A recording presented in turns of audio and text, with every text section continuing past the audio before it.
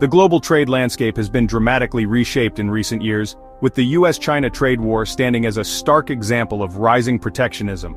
In 2018, under President Donald Trump, the US embarked on an aggressive trade policy targeting China. Trump argued that China engaged in unfair trade practices, harming American jobs and intellectual property.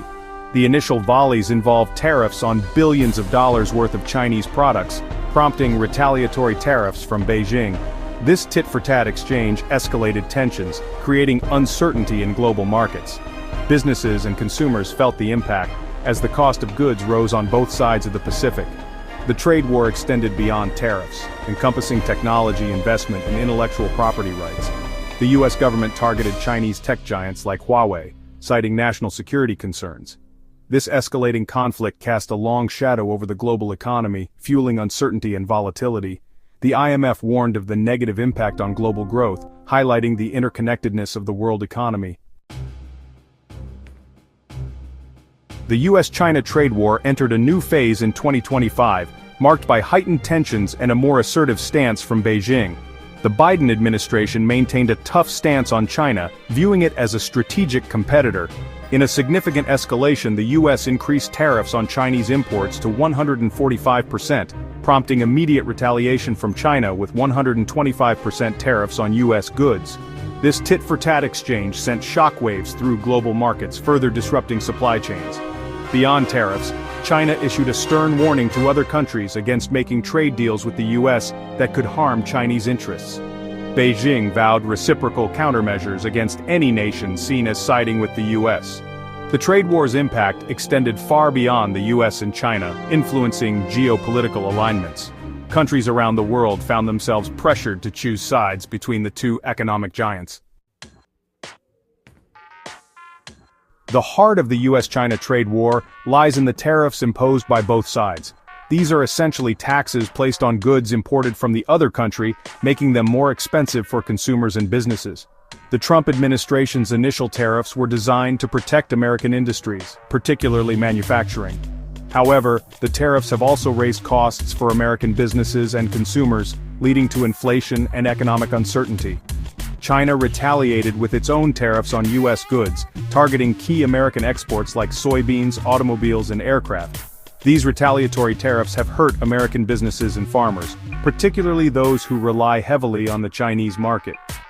The ongoing tariff war has disrupted global supply chains, forcing businesses to find alternative sources for goods and raw materials. This disruption has led to delays, shortages, and increased costs for businesses around the world. Some sectors, like steel and aluminum, have benefited from the protection afforded by tariffs, with increased domestic production and employment. However, other sectors, such as agriculture and manufacturing, have suffered significant losses due to reduced exports to China and higher input costs. The overall impact on the US economy has been mixed, with some economists arguing that the benefits of tariffs are outweighed by the costs. Section 4. The US seeks new alliances.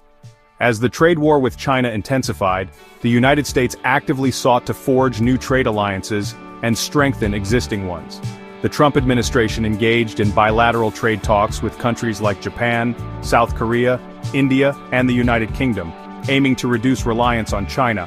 Japan, a key US ally in the Asia-Pacific region, found itself in a particularly delicate position. While maintaining strong economic ties with the US, Japan also relies heavily on trade with China. The US pressure to choose sides presented a significant dilemma for Tokyo. South Korea, another important US ally in the region, faced similar pressures. The US and South Korea engaged in trade talks, with the US seeking to address the trade imbalance and reduce South Korea's dependence on China. The US also made overtures to India, seeking to strengthen economic ties and counter China's growing influence in the Indo-Pacific region. Section 5. China's diplomatic counteroffensive. In response to the US trade war and its efforts to forge new alliances, China embarked on its own diplomatic counteroffensive. President Xi Jinping embarked on a strategic tour of Southeast Asia, visiting Vietnam, Malaysia, and Cambodia. These visits aimed to strengthen regional ties, promote free trade, and position China as a reliable partner. Southeast Asian nations, many of which have benefited from Chinese investment and trade, found themselves courted by both Beijing and Washington. Beyond Southeast Asia, China also engaged in diplomatic efforts to strengthen economic ties with other key partners, including Japan, South Korea, and the European Union. Beijing sought to expand trade and investment links, promoting its Belt and Road Initiative as a vehicle for shared prosperity. These efforts aimed to counter the U.S. narrative of China as a threat to the global economic order. China's diplomatic counteroffensive sought to mitigate the economic damage caused by the U.S. trade war by diversifying its trading partners. It also aimed to undermine U.S. efforts to isolate China diplomatically and economically. Section 6. Collateral damage, Southeast Asia in the crossfire. While the U.S. and China remained locked in their trade war, Southeast Asian nations found themselves caught in the crossfire. As the world's fastest-growing region, Southeast Asia relies heavily on trade, with both the US and China ranking among its top trading partners. The trade war's disruption of global supply chains, coupled with rising protectionism, threatened to undermine the region's economic dynamism. ASEAN, the 10-nation bloc representing Southeast Asia, became a focal point in the US-China rivalry. The US saw Southeast Asia as a potential alternative for manufacturing and sourcing goods. China viewed Southeast Asia as a crucial market for its exports and a key component of its Belt and Road Initiative.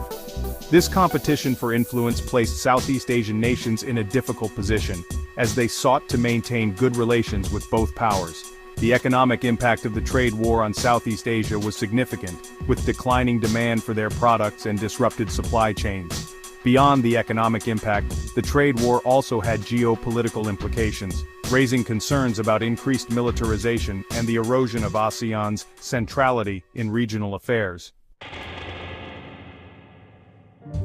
Section 7. The Long Game, Perspectives and Predictions. As the US-China trade war continued to cast a long shadow over the global economy, experts offered a range of perspectives on its potential long-term effects.